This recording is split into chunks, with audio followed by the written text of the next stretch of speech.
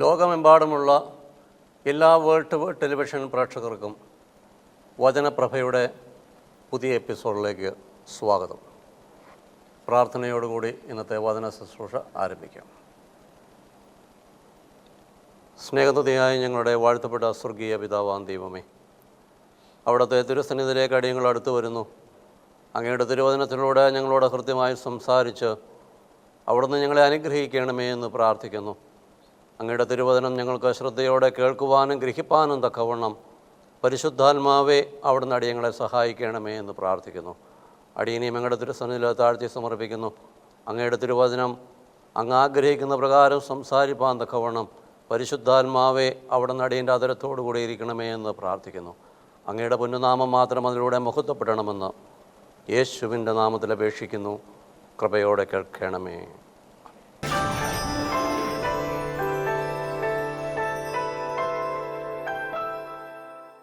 ഇന്ന് അല്പസമയം നിങ്ങളോട് ചിന്തിക്കുവാൻ തക്കവണ്ണം ആഗ്രഹിക്കുന്നത് എബ്രായർ ലേഖനം 11-ാം അധ്യായത്തിൻ്റെ 6-ാം വാക്യം, the book of Hebrews chapter 11 verse 6.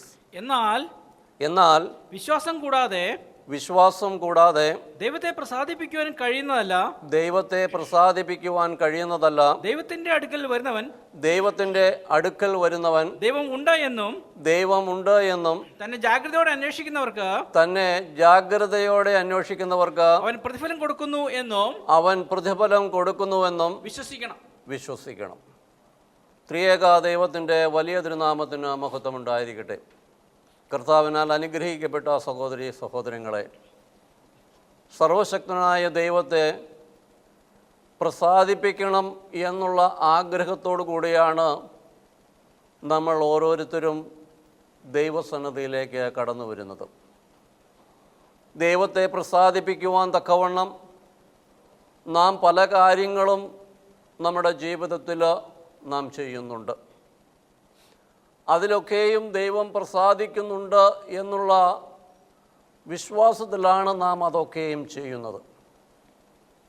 എന്നാൽ നമ്മുടെ പ്രവൃത്തികൾ ദൈവം അതിൽ പ്രസാദിക്കുന്നുണ്ടോ എന്ന് നാം പരിശോധിക്കേണ്ടത് ദൈവത്തിൻ്റെ തിരുവചനത്തിൽ എന്തു പറയുന്നു, എങ്ങനെയാണ് ദൈവത്തെ പ്രസാദിപ്പിക്കേണ്ടത് എന്നാണ് ദൈവത്തിൻ്റെ തിരുവചനം നമ്മെ പഠിപ്പിക്കുന്നത് എന്ന് മനസ്സിലാക്കി അതിനനുസരിച്ച് നമ്മുടെ ജീവിതത്തെ ക്രമപ്പെടുത്തുമ്പോഴാണ് സർവശക്തനായ ദൈവത്തെ നമുക്ക് പ്രസാദിപ്പിക്കുവാൻ തക്കവണ്ണം കഴിയുന്നത്.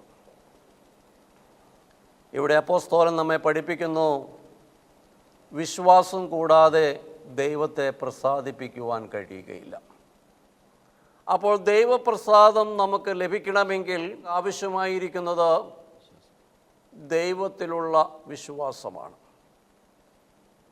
ഒരുപക്ഷെ നമുക്ക് ഓരോരുത്തർക്കും തോന്നാം, നമുക്ക് ദൈവത്തിൽ വിശ്വാസമുള്ളത് കൊണ്ടാണല്ലോ നാം ദൈവസന്നിധിയിലേക്ക് കടന്നു വരുന്നത് എന്നൊക്കെയും നമ്മുടെ മനസ്സിൽ ഇങ്ങനെയുള്ള ചിന്തകൾ കടന്നു വരാം. എന്നാൽ അവിടെ അടുത്ത വാക്യത്തിൽ പറയുന്നുണ്ട്, ദൈവത്തിന്റെ അടുക്കൽ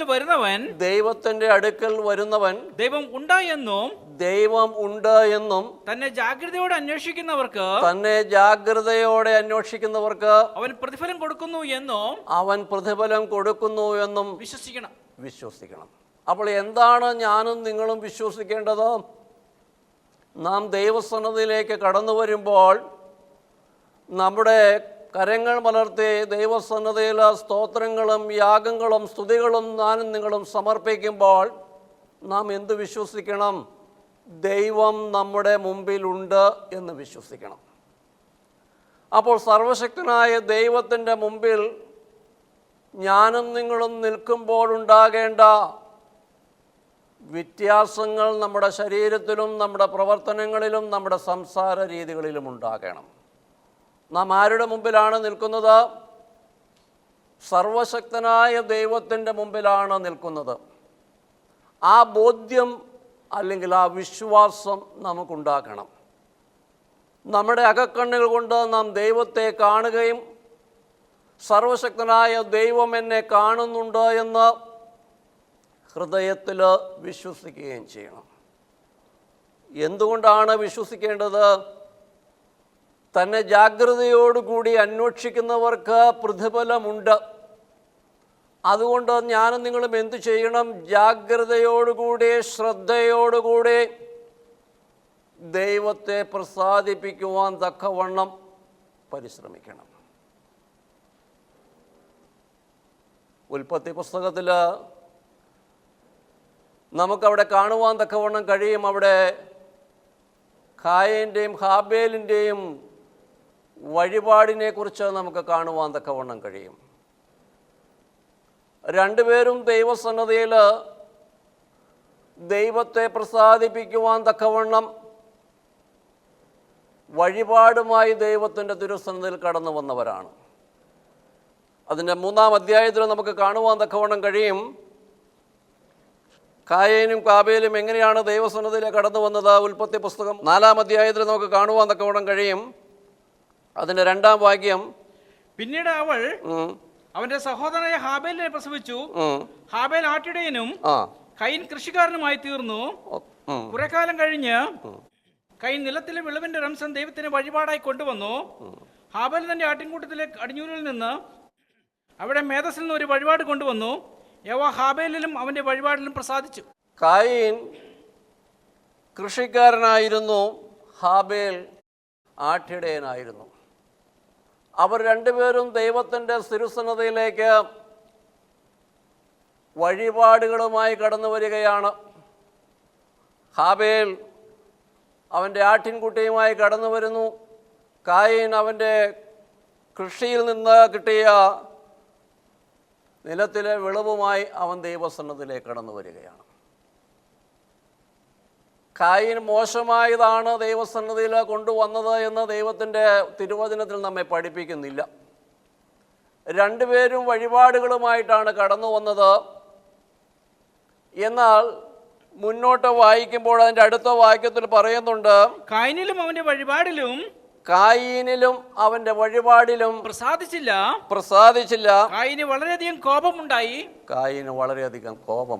അവൻ്റെ മുഖം വാടിപ്പോയി.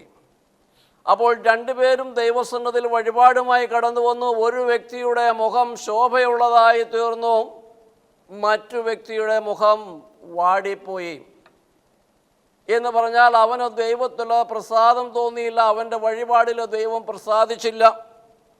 അതിൻ്റെ 4-ാം വാക്യത്തിൻ്റെ അവസാനം പറയുന്നുണ്ട്, ഹാബേലിലും അവൻ്റെ വഴിപാടിലും പ്രസാദിച്ചു. ദൈവവചനം വായിക്കുമ്പോൾ വളരെ ശ്രദ്ധയോടെ വായിക്കണം. അവിടെ പറയുന്നത്, ആദ്യം പറയുന്നത് ഹാബേലിലും അവൻ്റെ വഴിപാടിലും. അപ്പോൾ ആദ്യമായി ദൈവം പ്രസാദിക്കുന്നത് ആ വ്യക്തിയിലാണ് ദൈവം പ്രസാദിക്കുന്നത്. നാം കൊണ്ടുവരുന്ന വഴിപാടിലല്ല ദൈവത്തിൻ്റെ പരമപ്രധാനമായ ലക്ഷ്യം. ഹാബേലിലും അവൻ്റെ വഴിപാടിലും പ്രസാദിച്ചു. അപ്പോൾ ആദ്യം പ്രസാദം ഏറ്റുവാങ്ങേണ്ടത് നാം എങ്ങനെയാണ് ദൈവസന്നിധിയിലേക്ക് കടന്നു വരുന്നത് എന്നാണ് ദൈവം സൂക്ഷ്മതയോടുകൂടി നോക്കുന്നത്. ഹാബേലിലും അവൻ്റെ വഴിപാടിലും പ്രസാദിച്ചു, കായീനിലും അവൻ്റെ വഴിപാടിലും പ്രസാദിച്ചില്ല. ദൈവത്തിൻ്റെ ജനമേ, ഞാനും നിങ്ങളും ദൈവസന്നിധിയിൽ ദൈവത്തെ പ്രസാദിപ്പിക്കുവാൻ തക്കവണ്ണം കടന്നു വരുന്നവരാണ്. എന്തുകൊണ്ടാണ് കായീൻ്റെ വഴിപാടിൽ ദൈവം പ്രസാദിക്കാതിരുന്നത് എന്ന് പറയുമ്പോൾ, കായീനിൽ ദൈവം പ്രസാദിച്ചില്ല. കായീനിൽ ദൈവം പ്രസാദിക്കാത്തത് കൊണ്ടാണ് അവൻ്റെ വഴിപാടിൽ ദൈവം പ്രസാദിക്കാതിരുന്നത്. അതിന് നമ്മുടെ ബുദ്ധിയോടുള്ള വ്യാഖ്യാനമല്ല നമുക്ക് ആവശ്യമായിരിക്കുന്നത്. എന്താണ് ദൈവത്തിൻ്റെ തിരുവചനം നമ്മെ പഠിപ്പിക്കുന്നത്? എങ്ങനെയുള്ള വഴിപാടുകളിലാണ് ദൈവം പ്രസാദിക്കുന്നത്, അല്ലെങ്കിൽ എങ്ങനെയുള്ള വ്യക്തികളിലാണ് ദൈവം പ്രസാദിക്കുന്നത് എന്ന് ഞാനും നിങ്ങളും തിരിച്ചറിയണം. സദൃശവാക്യങ്ങൾ 15-ാം അധ്യായത്തിൻ്റെ 8-ാം വാക്യം നാം പരിശോധിക്കുമ്പോൾ, ദുഷ്ടന്മാരുടെ യാഗം യഹോവയ്ക്ക് വെറുപ്പാകുന്നു, പരമാർത്ഥതയുള്ളവരുടെ പ്രാർത്ഥനയോ അവനെ പ്രസാദിപ്പിക്കുന്നു. ദുഷ്ടഹൃദയത്തോടുകൂടി ദൈവസന്നിധിയിൽ വഴിപാടുകളും യാഗങ്ങളുമായി കടന്നു വരുന്ന വ്യക്തിയിൽ സർവശക്തനായ ദൈവം പ്രസാദിക്കുന്നില്ല എന്ന് ദൈവത്തിൻ്റെ തിരുവചനം നമ്മെ പഠിപ്പിക്കുന്നു. അതേ പുസ്തകം സദൃശ്യവാക്യങ്ങൾ 21-ാം അധ്യായത്തിൻ്റെ 27-ാം വാക്യം നാം പരിശോധിക്കുമ്പോൾ, ദുഷ്ടന്മാരുടെ യാഗം വെറുപ്പാകുന്നു, ദുഷ്ടന്മാരുടെ യാഗം വെറുപ്പാകുന്നു, അവൻ ദുഷ്ടമനസ്സോടെ അത് കൊണ്ടുവന്നാൽ എത്രയധികം. അപ്പോൾ ദുഷ്ടന്മാരുടെ യാഗം യഹോവയ്ക്ക് വെറുപ്പാകുന്നു. അവനത് ദുഷ്ടമനസ്സോടുകൂടിയാണ് ദൈവസന്നിധിയിലേക്ക് കൊണ്ടുവരുന്നത് എങ്കിൽ അത് ദൈവത്തിന് എത്രയോ അധികമാകുന്നു. എന്താ? ദൈവം എത്രയധികം അത് വെറുക്കുന്നു എന്ന് തിരുവചനം നമ്മെ പഠിപ്പിക്കുന്നു. അപ്പോൾ ദൈവസന്നിധിയിലേക്ക് വഴിപാടുകളുമായി കടന്നു വരുമ്പോൾ നമ്മുടെ ഹൃദയത്തെ സർവശക്തനായ ദൈവം പരിശോധിക്കുകയാണ്. കായീൻ്റെ ഹൃദയത്തിൽ ദുഷ്ടതയുണ്ടായിരുന്നുവെന്ന പിന്നീടുള്ള വാക്യങ്ങൾ വായിക്കുമ്പോൾ നമുക്ക് തിരിച്ചറിയുവാൻ തക്കവണ്ണം കഴിയും. അപ്പോൾ ഞാനും നിങ്ങളും ദൈവസന്നിധിയിൽ കടന്നു വരുമ്പോൾ നമ്മുടെ ഹൃദയത്തിൻ്റെ മനോഭാവമാണ് സർവശക്തനായ ദൈവം നോക്കുന്നത്. ദുഷ്ടഹൃദയത്തോടുകൂടി, സ്വാർത്ഥ താല്പര്യത്തോടുകൂടി നാം ദൈവസന്നിധിയിലേക്ക് കടന്നു വരുമ്പോൾ ആ വഴിപാടിലും യാഗങ്ങളിലും സർവശക്തനായ ദൈവം പ്രസാദിക്കുന്നില്ല. അപ്പോൾ നമ്മുടെ ഹൃദയത്തിൻ്റെ പരമാർത്ഥതയും വിശുദ്ധിയുമാണ് സർവശക്തനായ ദൈവം പരമപ്രധാനമായി നോക്കുന്നത്. ദൈവം പറയുന്നു, ഞാൻ വിശുദ്ധനാകുന്നു, നിങ്ങളും അതുപോലെ വിശുദ്ധരായിരിക്കണമെന്നാണ് ദൈവത്തിൻ്റെ ആഗ്രഹം. ദൈവം വിശുദ്ധിയുള്ളവനാണ്. അവൻ മഹാപരിശുദ്ധനായ ദൈവമാണ്. നമ്മുടെ ദൈവം നീതിയുടെ ദൈവമാണ്. അപ്പോൾ ആ ദൈവസന്നിധിയിലേക്ക് കടന്നു വരുമ്പോൾ നമ്മുടെ കരങ്ങൾക്ക് നീതി ഉണ്ടായിരിക്കണം, നമ്മുടെ ഹൃദയത്തിന് വിശുദ്ധി ഉണ്ടായിരിക്കണം. ആ വിശുദ്ധിയോടുകൂടി ദൈവസന്നിധിയിൽ വഴിപാടുകൾ അർപ്പിക്കുമ്പോൾ സർവശക്തനായ ദൈവം അതിൽ പ്രസാദിക്കുന്നു. കായീൻ്റെ ഹൃദയത്തിൽ ദുഷ്ടതയുണ്ടായിരുന്നു. അവൻ്റെ സഹോദരൻ മുന്നോട്ട് വായിക്കുമ്പോൾ അവൻ്റെ സഹോദരനോട് അസൂയ തോന്നി എന്ന് തിരുവചനം പഠിപ്പിക്കുന്നുണ്ട്. അസൂയ ഉളവാകുന്നത് ദുഷ്ടത നിറഞ്ഞ ഹൃദയത്തിൽ നിന്നാകുന്നു. ആ അസൂയ അവനെ പിന്നെ തൻ്റെ സഹോദരനെ കൊല്ലുവാൻ തക്കവണ്ണമുള്ള ചിന്ത അവൻ്റെ ഹൃദയത്തിൽ നൽകുകയാണ്. അവൻ കൊണ്ടുവന്ന വഴിപാടിൽ നല്ലതല്ലാത്തത് കൊണ്ടല്ല ദൈവം അവൻ്റെ യാഗത്തിൽ അല്ലെങ്കിൽ വഴിപാടിൽ പ്രസാദിക്കാതിരുന്നത്, മറിച്ച് അവൻ്റെ ഹൃദയത്തിൽ ദുഷ്ടതയുണ്ടായിരുന്നു. അതുകൊണ്ടാണ് ദൈവം അവൻ്റെ യാഗത്തിൽ പ്രസാദിക്കാതിരിക്കുന്നത്. ഞാനും നിങ്ങളും സൂക്ഷ്മതയോടെ ദൈവത്തിൻ്റെ തിരുവചനം പഠിക്കേണ്ടവരാണ്. അതുകൊണ്ടാണ് അവിടെ അസന്നിഗ്ധമായി പറയുന്നത് ഹാബേലിലും അവൻ്റെ വഴിപാടിലും. ആദ്യം ആ വ്യക്തിയിലാണ് പ്രസാദിക്കേണ്ടത്. പലപ്പോഴും ഈ ലോകത്തിൽ ഞാനും നിങ്ങളും ജീവിക്കുമ്പോൾ മനുഷ്യരെങ്ങനെയാണോ അല്ലെങ്കിൽ മനുഷ്യപ്രസാദം ഏറ്റുവാങ്ങുവാൻ നാം എന്താണോ ചെയ്യുന്നത് അങ്ങനെയാണ് ദൈവവും അത് കൈകാര്യം ചെയ്യുന്നത് എന്നാണ് പലപ്പോഴും ധരിച്ചിരിക്കുന്നത്. മനുഷ്യന് നല്ല സാധനങ്ങൾ കൊടുക്കുമ്പോൾ, അവരെ സുഖിപ്പിച്ച് സംസാരിക്കുമ്പോൾ ഹൃദയത്തിൽ മറ്റൊന്ന് വെച്ചുകൊണ്ട് അവൻ്റെ സന്തോഷം അല്ലെങ്കിൽ അവൻ്റെ പ്രീതി നേടുവാൻ തക്കവണ്ണം സമ്മാനങ്ങളും പണങ്ങളുമൊക്കെയും കൊടുക്കുമ്പോൾ പലപ്പോഴും മനുഷ്യരിൽ നിന്ന് നമുക്ക് പ്രസാദം ഏറ്റുവാങ്ങുവാൻ കഴിയും. അതിൻ്റെ കാരണം മനുഷ്യന് മറ്റുള്ളവൻ്റെ ഹൃദയത്തിലുള്ള ചിന്തകളും നിരൂപണങ്ങളും തിരിച്ചറിയുവാൻ മനുഷ്യന് കഴിയുകയില്ല. ദൈവം സർവജ്ഞാനിയാണ്, അവൻ സർവശക്തനാണ്. അതുകൊണ്ടാണ് മനുഷ്യ ഹൃദയങ്ങളിലെ ഓരോ ചിന്തകളെയും സ്പന്ദനങ്ങളെയും തിരിച്ചറിയുന്നവനാണ് സർവശക്തനായ ദൈവം. ഞാനും നിങ്ങളും ദേവാലയങ്ങളിലും ദൈവിക ശുശ്രൂഷകളിലൊക്കെയും ദൈവത്തെ പ്രസാദിപ്പിക്കുവാൻ തക്കവണ്ണം പല കാര്യങ്ങൾ ചെയ്യുന്നവരാണ്. ദൈവത്തിൻ്റെ ജനമേ, ദൈവത്തിൽ നിന്ന് പ്രസാദം നമുക്ക് ഏറ്റുവാങ്ങണമെങ്കിൽ നമ്മുടെ ഹൃദയത്തിന് പരമാർത്ഥതയുണ്ടായിരിക്കണം. വിശുദ്ധി നിറഞ്ഞ ഹൃദയത്തോടുകൂടി ദൈവസന്നിധിയിലേക്ക് കടന്നു വന്ന് യാഗങ്ങൾ അർപ്പിക്കുമ്പോൾ, വഴിപാടുകൾ അർപ്പിക്കുമ്പോഴാണ് ദൈവത്തെ പ്രസാദിപ്പിക്കുവാൻ കഴിയുന്നത്. ദൈവത്തിൻ്റെ തിരുവചനം കേൾക്കുമ്പോൾ ഞാനും നിങ്ങളും പരിശോധിക്കണം, എങ്ങനെയാണ് നമ്മൾ ദൈവസന്നിധിയിൽ വഴിപാടുകൾ അർപ്പിക്കുന്നത്. നമ്മുടെ ദേവാലയങ്ങളിൽ വഴിപാടുകൾ അർപ്പിക്കുന്നവരുണ്ട്. ആത്മീയ ശുശ്രൂഷകളിലും മറ്റു സമൂഹങ്ങളിലൊക്കെയും ദൈവത്തിൻ്റെ പേരിൽ പല കാര്യങ്ങൾ ചെയ്യുന്നവരാണ് നാം ഓരോരുത്തരും. പക്ഷെ നമ്മുടെ ഹൃദയത്തിനുള്ളിലെ മനോഭാവം എന്താണ്? എങ്ങനെയാണ് നാം ദൈവത്തിന് വേണ്ടി കൊടുക്കുന്നത്?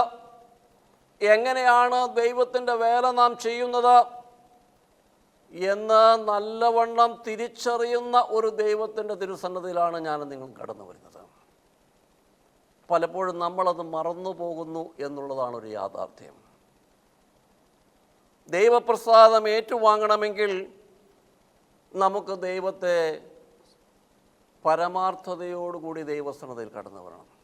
അതുകൊണ്ടാണ് യെശയ്യാ പ്രവാചകന്റെ പുസ്തകം 1-ാം അധ്യായത്തിന്റെ 11-ാം വാക്യം മുതൽ നമുക്കവിടെ വായിക്കുമ്പോൾ പ്രവാചകൻ അവിടെ നമുക്ക് മുന്നറിയിപ്പുകൾ തരുന്നുണ്ട്. നിങ്ങളുടെ യാഗങ്ങളുടെ ബാഹുല്യം കൊണ്ട്, നിങ്ങളുടെ യാഗങ്ങളുടെ ബാഹുല്യം കൊണ്ട് എനിക്കെന്ത് പ്രയോജനം, എനിക്കെന്ത് പ്രയോജനം എന്ന് യഹോവ അരുളി ചെയ്യുന്നു, എന്ന് യഹോവ അരുളി ചെയ്യുന്നു. മുട്ടാടുകളെ കൊണ്ടുള്ള ഹോമയാഗങ്ങളും, മുട്ടാടുകളെ കൊണ്ടുള്ള ഹോമയാഗങ്ങളും, കൊഴുത്ത മൃഗങ്ങളുടെ മേധസ്സും കൊണ്ട്, കൊഴുത്ത മൃഗങ്ങളുടെ മേധസ്സും കൊണ്ട് എനിക്ക് മതി വന്നിരിക്കുന്നു, എനിക്ക് മതി വന്നിരിക്കുന്നു. കാളകളുടെയോ കുഞ്ഞാടുകളുടെയോ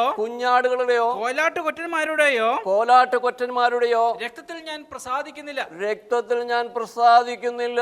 പിന്നെയോ, നിങ്ങൾ എന്റെ സന്നിധിയിൽ വരുമ്പോൾ എന്റെ പ്രാകാരങ്ങൾ ചവിട്ടി മെതിക്കുവാൻ ഇത് നിങ്ങളോട് കൽപ്പിച്ചത് ആര്? ഇനിയും നിങ്ങൾ വ്യർത്ഥമായ കാഴ്ചകൾ കൊണ്ടുവരരുത്. ധൂപം എനിക്ക് വെറുപ്പാകുന്നു. അമാവാസ്യയും ശബത്തും സഭായോഗം കൂടുന്നതും അനീതിയും ഉത്സവങ്ങളും എനിക്ക് അസഹ്യമാകുന്നു. മതി.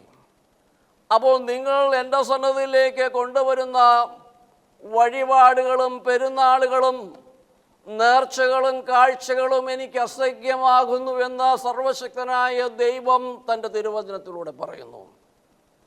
എന്തുകൊണ്ട് ദൈവത്തിന് അസഹ്യമാകുന്നു?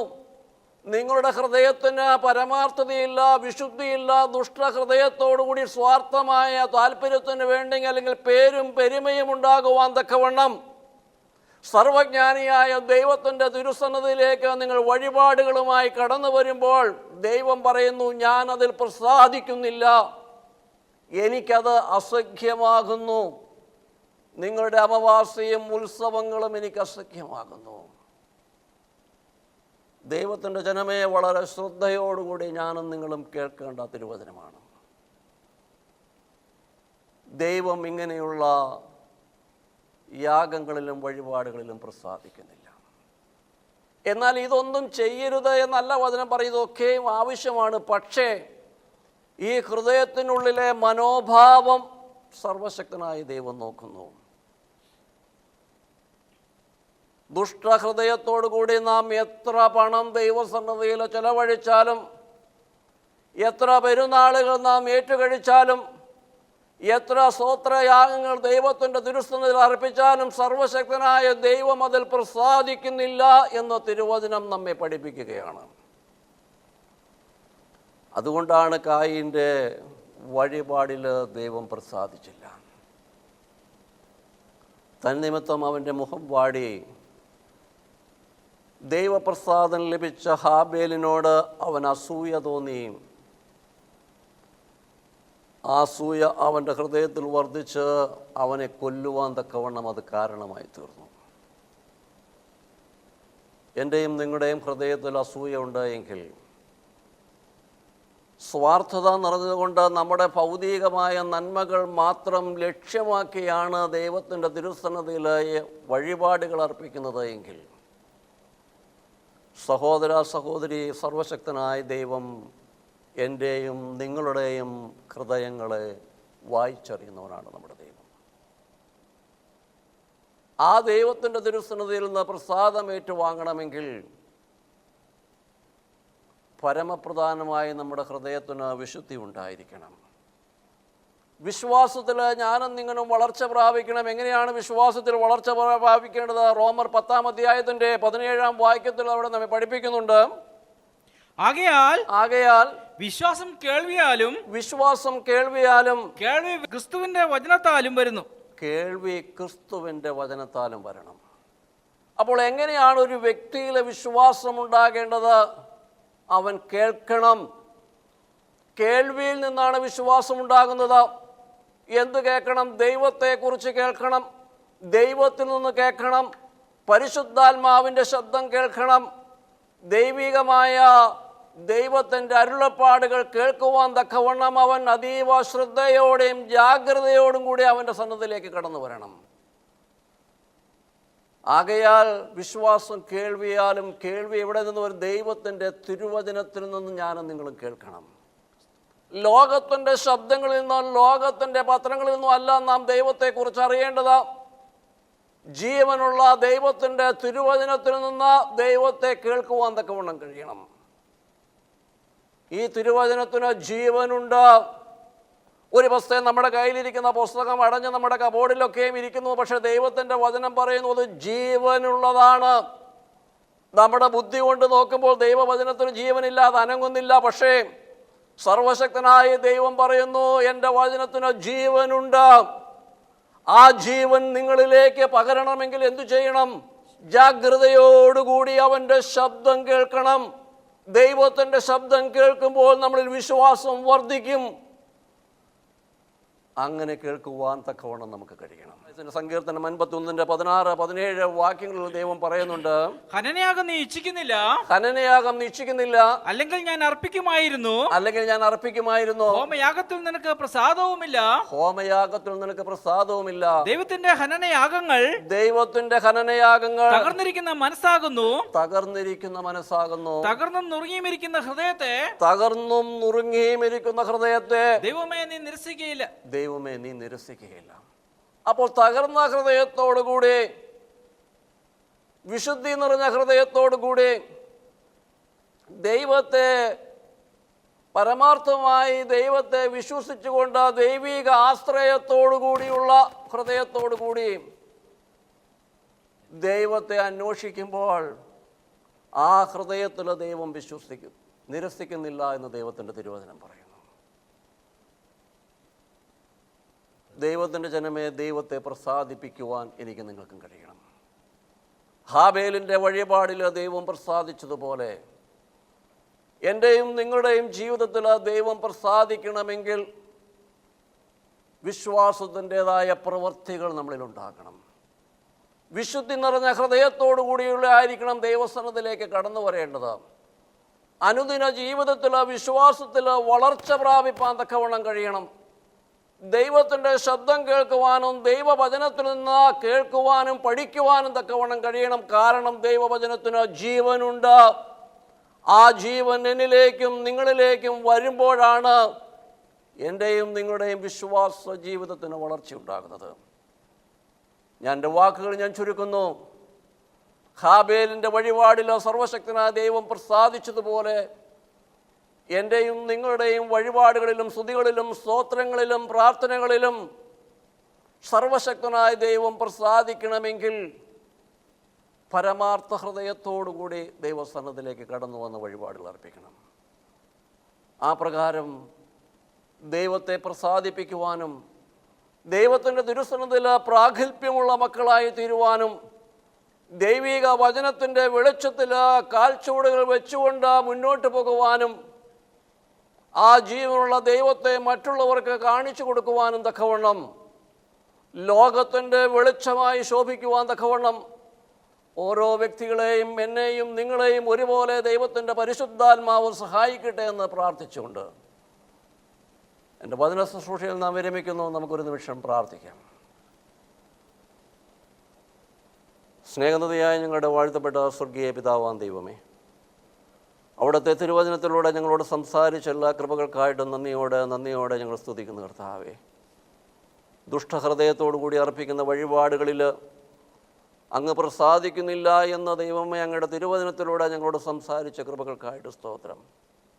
പരിശുദ്ധാത്മാവേ, ഈ രാത്രി വചനം കേട്ട ഓരോ മക്കളെയും അവിടുന്ന് ബലപ്പെടുത്തി വിശുദ്ധിയോടുകൂടി പരമാർത്ഥതയോടുകൂടി അങ്ങയുടെ തിരുസന്നിധിയിൽ സ്തുതികളും സ്തോത്രങ്ങളും വഴിപാടുകളുമായി കടന്നു വന്ന് ദൈവത്തിൻ്റെ തിരുസന്നിധിയിൽ നിന്ന് പ്രസാദം പിടിച്ചു പറ്റുവാൻ തക്കവണ്ണം ഓരോ മക്കളെയും അവിടുന്ന് സഹായിക്കണമേ എന്ന് പ്രാർത്ഥിക്കുന്നു. വചനം കേട്ട ഓരോരുത്തരുടെ മേലും പരിശുദ്ധാത്മാവെ അങ്ങ് പ്രവർത്തിക്കണമേ എന്ന് പ്രാർത്ഥിക്കുന്നു. ഈ രാത്രി കേട്ട വചനത്തിൻ്റെ ജീവൻ ഓരോരുത്തരിലേക്കും പകരുവാൻ തക്കവണ്ണം അങ്ങേ ജാഗ്രതയോടുകൂടി അന്വേഷിക്കുന്നവർക്ക് ഈ രാത്രി പ്രതിഫലം കൊടുക്കുവാൻ തക്കവണ്ണം സ്വർഗത്തിലെ ദൈവമേ അങ്ങ് പ്രസാദിക്കണമേ എന്ന് പ്രാർത്ഥിക്കുന്നു. അടിയനെയും അടുത്ത തിരുസന്നിധിയിൽ താഴ്ത്തി സമർപ്പിക്കുന്നു. പരിശുദ്ധാത്മാവെ, അവിടെ നിന്ന് അടിയനോട് കൂടെ ഇരുന്ന് അടിയനെ വഴി നടത്തി നയിക്കുകയും ചെയ്യണമെന്ന് യേശുവിൻ്റെ നാമത്തിൽ അപേക്ഷിക്കുന്നു. കൃപയോടെ കേൾക്കണമേ.